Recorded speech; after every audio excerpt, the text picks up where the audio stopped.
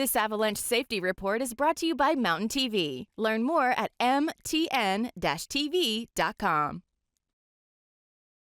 Hello, everyone. I'm Shannon Lukens with Mountain TV, and we are with Mike Cooperstein today with Colorado Avalanche Information Center. Mike, tell us what's going on. Hi, Shannon. Thanks for having me. Going into this weekend, the avalanche problems and the avalanche conditions have a lot to do with what happened earlier this week. So we've had warm temperatures most of the week, lasting through Friday afternoon.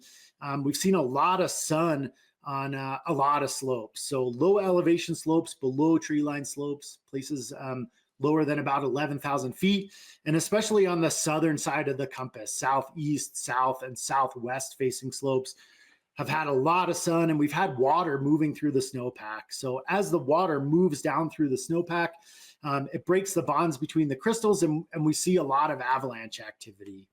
That's mostly going to end here coming into Friday as temperatures cool as we move into a stormy period.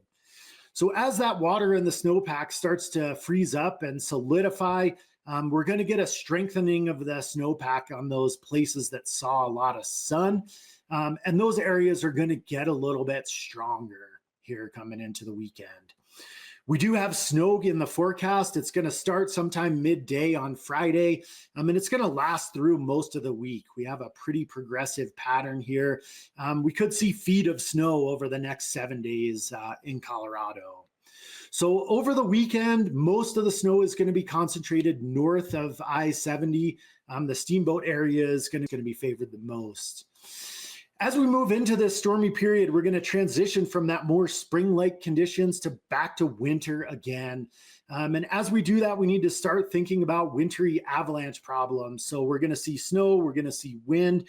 We need to start thinking about avalanches in that surface snow. They could be wind slab avalanches like these or storm snow avalanches. And some of those can break on these frozen layers that we formed over the last week. So we have had some warm weather. What about the areas that didn't get warm? What should people think about in those areas? Yeah, that's a great question, Shannon. Thanks. So on those higher elevation slopes, and especially the high elevation northerly slopes, northwest, north, northeast, and some east-facing slopes, we still have this lingering, persistent slab avalanche problem where we have weak layers buried in the snowpack, and we can still affect those as riders in the mountains. So even over this warm period on northerly facing and high elevation northeast facing slopes, riders have triggered some very large avalanches like this one on persistent weak layers that are buried a few feet below the snow surface. So as we move into the weekend and we start to transition back to wintry conditions, just keep in mind on those high elevation northerly facing slopes that you still need to think about these big dangerous avalanches.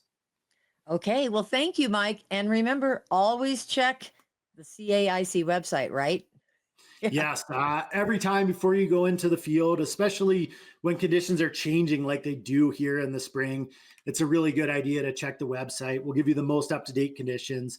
That's at Colorado.gov/avalanche. Wonderful. Once again, Colorado.gov/avalanche. And yes, be careful out there in the backcountry. Thank you again for being here, and everybody stay safe out there.